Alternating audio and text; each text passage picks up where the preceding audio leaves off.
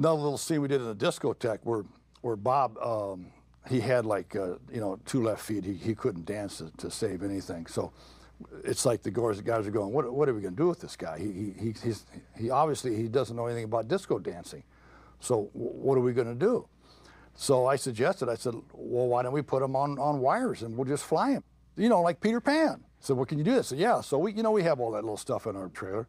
So we hooked him up to the piano wire. So when you see Bob doing his little disco thing and doing all those moves, we're guiding him through that whole thing. And all he had to do was just sit there. And then he got into it and he had a lot of fun with it.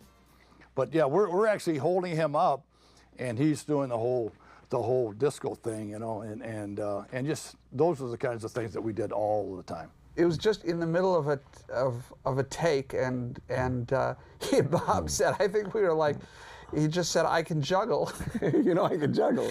And we just threw the balls at him or something like that, and he just started juggling. It was just like on the spur of the moment. It wasn't written in the script. It wasn't discussed earlier. And maybe it was just before one of the takes. And we were kind of saying, well, we got to do something. We should do something else. And we were trying to think of something, and Bob said, I can juggle. So we just threw these balls in at him, and sure enough, he could juggle. And that's the advantage of having a great prop man. And I don't know who it was on that picture, but you know, a good prop man could come up with anything at any time. So, especially when we wanted to improvise something.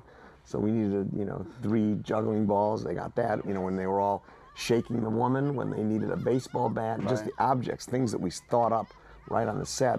If you have a prop man who has a lot of stuff, you know, we can do those jokes. I think after a while, prop people on our comedies learned to, you know, that they needed a lot of weird stuff that just to hang around. You know, you don't just get what's in the script. You have a lot of standard kinds of things, you know, guns and whips and, you know, boomerangs and frisbees and whatever, just because you never know what we're going to need at any given moment.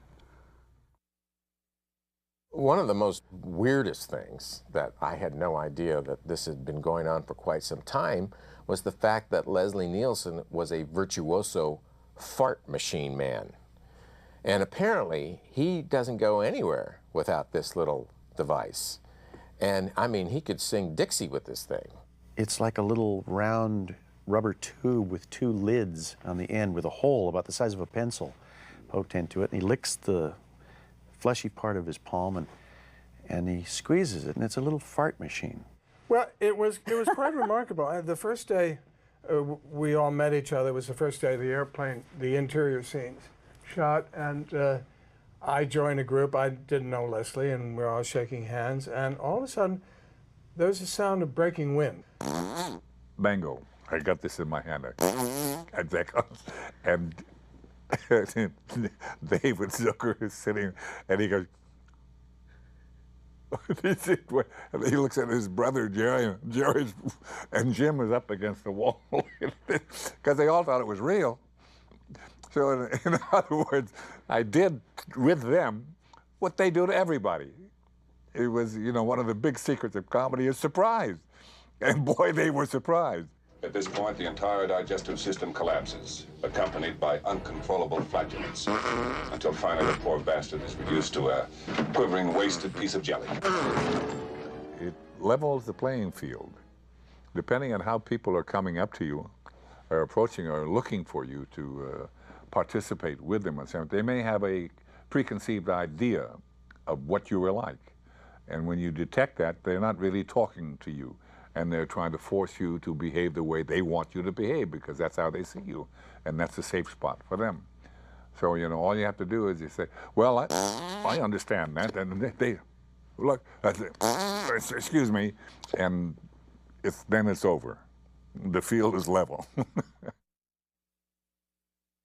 The pilot in 0 Hour is Elroy Crazy Legs Hirsch, who was a halfback for the Los Angeles Rams, and eventually, I think first played at the University of Wisconsin, then played for the Rams, and wound up being athletic director at the University of Wisconsin.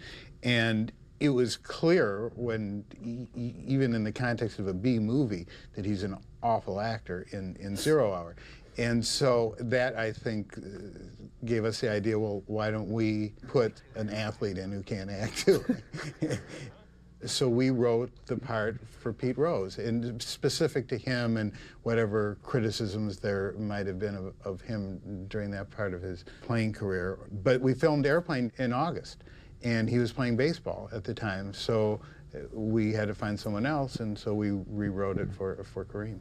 We went to Kareem's agent or manager, whoever was handling his stuff then, and we just sent him the script and said, we'd like to be in this movie, and this part will just be 3 days work or whatever it was. And his agent came back and he said he's interested and he'll do it, so we're very excited, but he wants, I guess we were offering him $30,000, and he said, but he wants $35,000 because he wants to buy an Oriental rug, and that's how much it costs.